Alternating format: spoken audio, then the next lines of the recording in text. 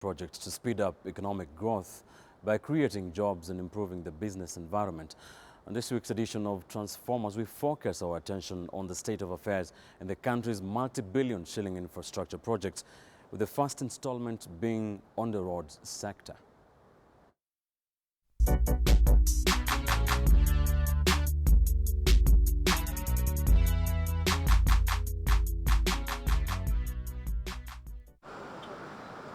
Kenya has been fast moving to address the huge infrastructure deficit the country continues to face. It is estimated that the country has a shortfall of $4 billion US, translating to about 40 billion shillings each financial year. Businesses have had to contend with the dilapidated infrastructure as well as huge traffic snarl-ups. Construction layers in urban centers is the most difficult work, mainly when it comes to road construction. One is there is relocation of business premises. There is normally relocation of services, water and electricity and all the power lines and so on across the route.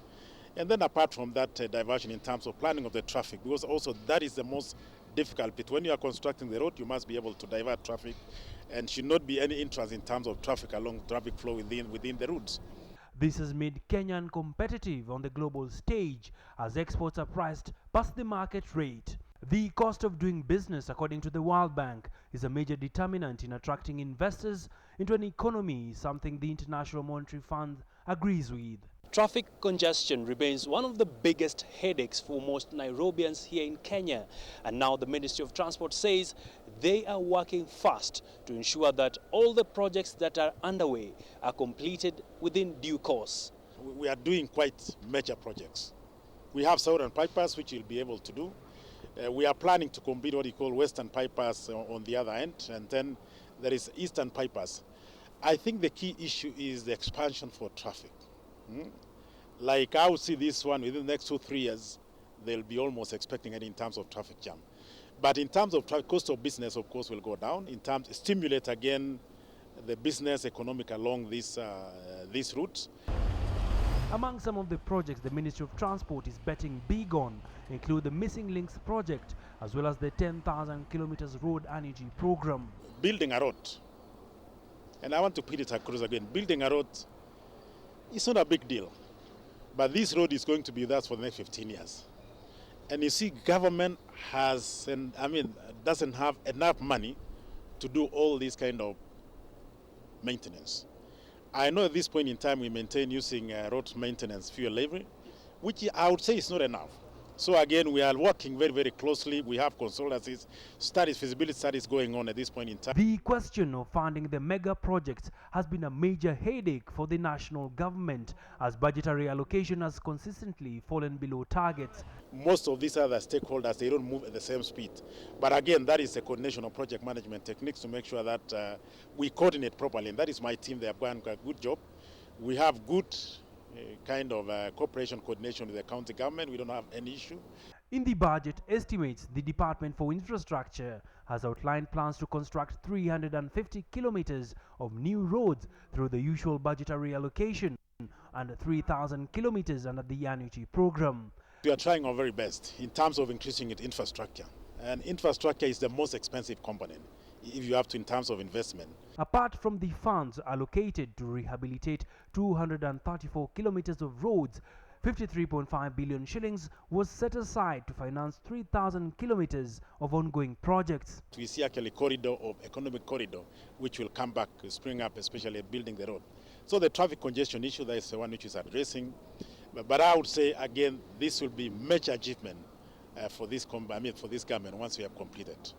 Although the Kenya Roads Board had proposed doubling of the petroleum levy in a move that could have significantly increased the cost of transport, the government raised the levy by 3 shillings per litre in order to get more funds for road maintenance. And some of the innovative funding options the government has been toying around with include public-private partnerships and the most recent tolling stations. The plan to construct toll stations on some of the major highways has not gone down well, forcing the Ministry of Transport to temporarily suspend its plans. As soon as we come up with something which we think is reasonable, which we more or less call a free toll policy across the country, then again we subject it to stakeholders let's say participation, to see what they think before it goes through the normal kind of process which passes a law. So it's not something which are going to sneak in, but it's something, again, in the long run to be implemented. And I know I've seen quite a lot of comments on this issue. Transport infrastructure was listed second in the 6 areas identified as critical in the budget strategies under the 5-pillar transformation program. The standard gauge railway was singled out as vital in cutting transport costs by about 70%, facilitating faster and cheaper movement of freight and passengers and enhancing competitiveness of the economy. By 2017, Kenya is expecting to have 8,000 kilometers of ongoing projects ready. This is set to spark off a major turnaround for the economy, which has been projected to grow between 5.5 to 6% of GDP by 2016. Abiagina, KTN Business Today.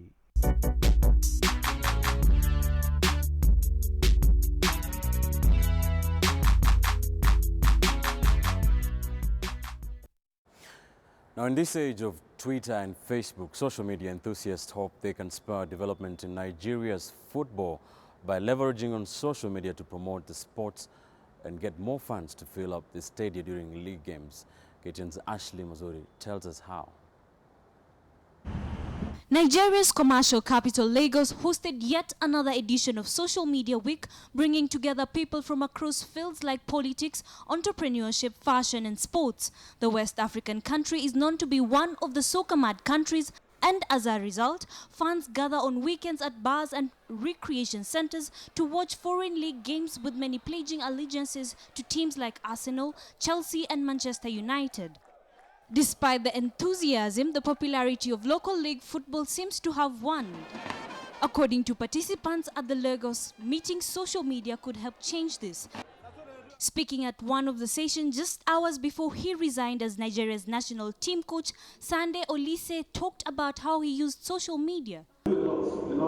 Social media platforms like Twitter and Facebook are widely popular with Nigerians who use them to engage in discussions about what is happening in the country around politics, entertainment and the economy.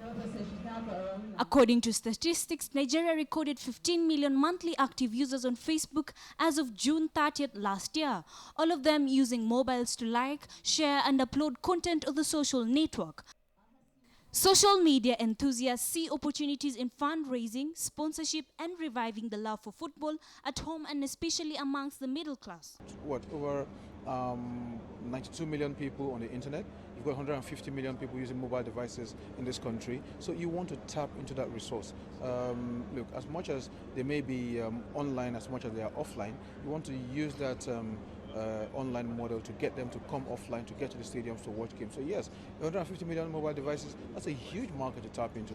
Why, even if you're the guy in the garage or anything, your friend says, oh, I'm seeing this thing on Facebook, where is it happening? Now you get stadium, everybody goes there. I think the social media is, very, very responsible for the turnout, which is a lot better, which I think maybe isn't reported properly. I think turnout is quite, massive. This season, especially just 2 games in, massive, turnout in those stadiums. And I think really social media has over 70% reason behind, such a turnout. Social media users believe that a better broadband internet service in Nigeria and other parts of Africa will enable more people to better leverage on the opportunities of social platforms. Ashley Mazuri, KTN News. Right, on the bottom line tonight, the menacing and ever-present threat of terrorism that has scarred persons, communities and states. News of a possible impending terror attack at Kenya's airports cannot be taken lightly. The region only too well knows firsthand the effects of terror. Only last month, Kenya marked the first anniversary since the brutal murder of 148 students at the Garissa University College by suspected Al-Shabaab operatives. Uganda is yet to heal from the death of 74 fans watching the FIFA World Cup in 2010. Further afield, people in northern Nigeria live under constant attacks by the Boko Haram. Northern Africa and the Middle East has lost enough lives as Al-Qaeda and ISIS threaten to create a caliphate in Syria and Iraq. Simply put, terrorism and the war against it has significantly changed the landscape of global politics. What is in dispute among the religious and academic scholars, as well as those in positions of leadership, are the real causes of terrorism. What is not in dispute, however, is that terrorists only have one deliberate agenda: to create fear, panic, and also weaken confidence in the government and the political leadership of the target country. Kenya today seeks 4 terror suspects, adding to a growing roll of those on the global terror list. We live in a global society that is interconnected. This means that what affects me here in Kenya also has an effect on someone living in Somalia or Burundi for that matter. We all have equal responsibility to be our brothers and sisters keepers.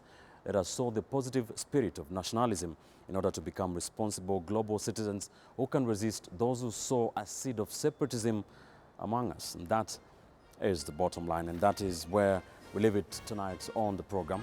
I'm Ben Kitili. Thanks for watching.